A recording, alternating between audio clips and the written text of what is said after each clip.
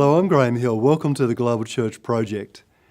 Randy Woodley is descendant of the United Keetoowah Band of Cherokee Indians. He and his wife Edith lead a local Native American gathering in their home. They've developed a holistic model of service amongst Native Americans, out of which grew a 50-acre sustainable farm and Christian community. In this community, they taught sustainability, eco-justice, microeconomics, leadership and mission.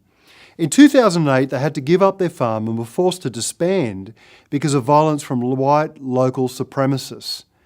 Randy Woodley is a founding member of the North American Institute for Indigenous Theological Studies. He's passionate about emerging expressions of faith, about diversity and eco-justice, about reconciliation and mission, and about Indigenous peoples. What do you think is most misunderstood about Indigenous cultures?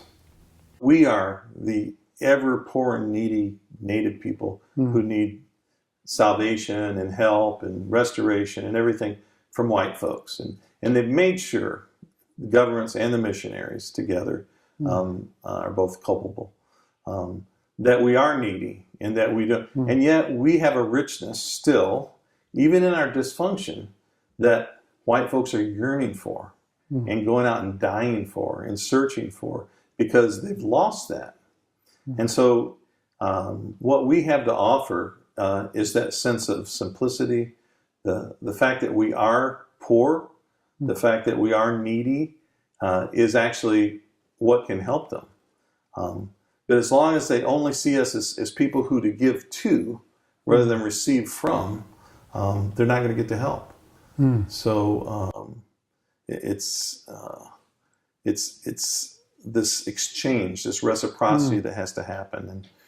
And some people talk about, sometimes some of my white students talk about, we have to listen to each other's stories, and we have to forgive each other and all this. And I don't know, all that's true to some degree.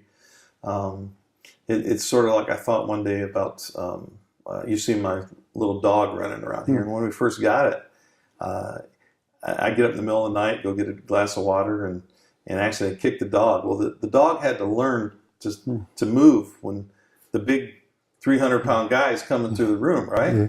Yeah. And that's sort of what our Indigenous people have had to do for 500 years. Yeah. We've had to learn the every move of the dominant culture and get out of their way, and so we know it well.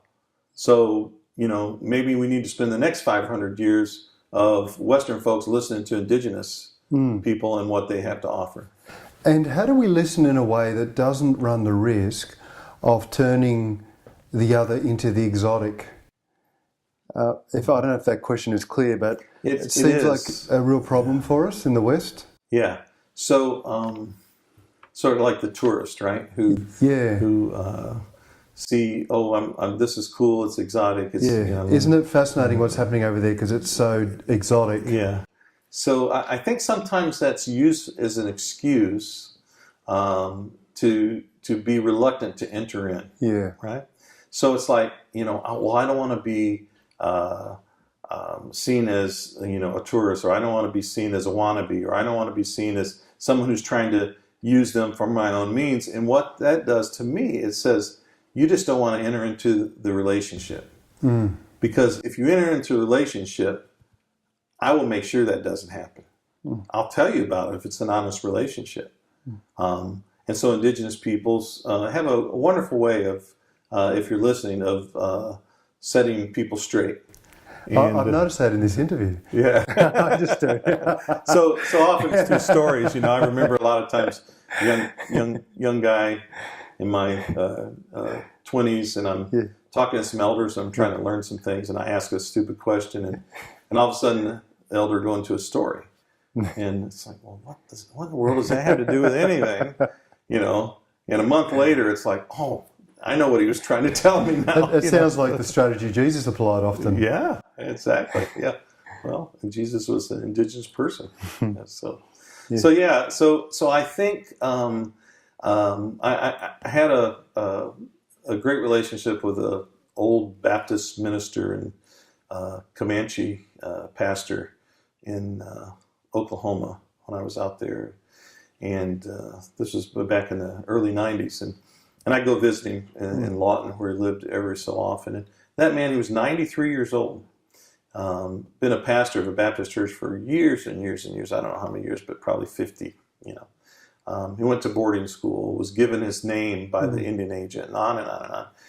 I was sitting in his living room one day, and he said, you know how we give gifts at our powwows and things? And and you know how, you know, in Indian, when they receive the gift, they'll just go up and shake your hand and say, thank you. Look in your eyes, say thank you. But when you give to a white person, he said, they've got to hug you and say, oh, thank you, even if it's just a small gift.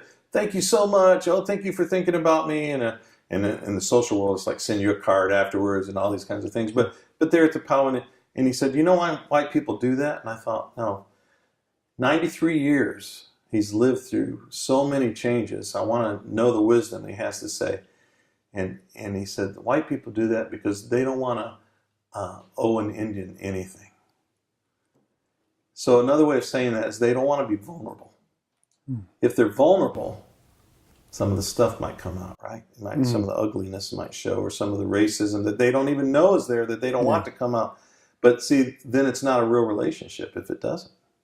Because a real relationship is us sharing our hearts and being vulnerable. God is vulnerable. So God is the most vulnerable being in among everything, the multiverse. And so Jesus showed what vulnerability was about. And so if we can't be vulnerable to one another, how can we have an authentic relationship? And so I thought that was sad that was his conclusion after all those years. And yet I've seen the truth of it so much. Our society, our Western societies teach people, because of the competition, that we have to protect ourselves rather than become vulnerable to one another. And I think the gospel is about vulnerability. Thank you for joining us at Global Church Project. Thank you. Thank you. You've just watched an abridged version of this interview. For the full interview, plus resources for churches and colleges and universities, please visit www.theglobalchurchproject.com. I look forward to your company next time. From me, goodbye.